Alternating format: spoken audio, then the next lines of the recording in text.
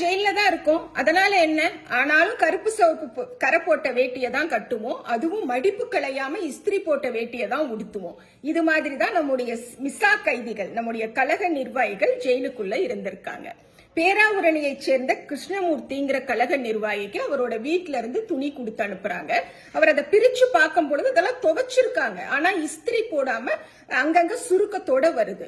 அடுத்த முறை அவங்க வீட்டுல இருந்து அவரை பார்க்க வரவங்க கிட்ட அவர் ரொம்ப கோவிச்சுக்கிறாரு. ஏன்னா சிறைச்சாலையில இருந்தா நான் மடிப்பு கலையாத வேட்டியை கட்டக்கூடாதா, என்னை ஏன் இப்படி அசிங்கப்படுத்துறீங்க, அவமானப்படுத்துறீங்கன்னு சொல்லி கோபமா கேக்குறப்போ அவங்க வீட்டம்மா சொல்றாங்க, இங்க பாருங்க, அந்த துணியெல்லாம் நானே கையில துவைச்சு அனுப்பினேன். ஏன்னா நம்ம வீட்டுக்கு ரெகுலரா வரக்கூடிய சலவை தொழிலாளி வரமாட்டேங்கிறார். காரணம் கேட்டா கருப்பு சிவப்பு கரை போட்ட வேட்டியோ துண்டோ என்னோட கொல்லப்புறத்துல காஞ்சுதுன்னு சொன்னா நீயும் திமுக காரதான்னு சொல்லி உன்னையும் தூக்கி உள்ள போட்டுருவோம் பாத்துக்க அப்படின்னு போலீஸ் மிரட்டுறாங்க. என்னை விட்டுடுங்கமான அவன் ஓடிட்டான், நானே தான் துவைச்சு அனுப்பிச்சு விட்டுருக்கேன் அப்படின்னு அந்த அம்மா சொல்றாங்க.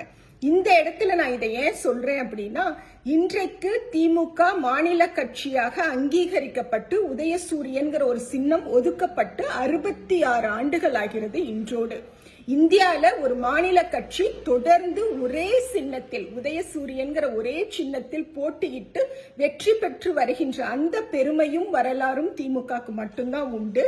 சோ இது நான் இப்ப மேல சொன்ன ஒரு சின்ன செய்தி. மிசா காலத்துல திமுக நிர்வாகிகள் சிறைக்குள்ளப்பட்ட கொடுமைகள் எவ்வளவோ அதற்கு நிகரான கொடுமைகளை அவர்களுடைய குடும்பத்தார் வெளியில பட்டாங்க அப்படிங்கிறதுக்கான ஒரு சின்ன தகவலையும் நம்முடைய வரலாற்று பெருமையையும் இந்த இடத்துல நான் பதிவு பண்றேன்.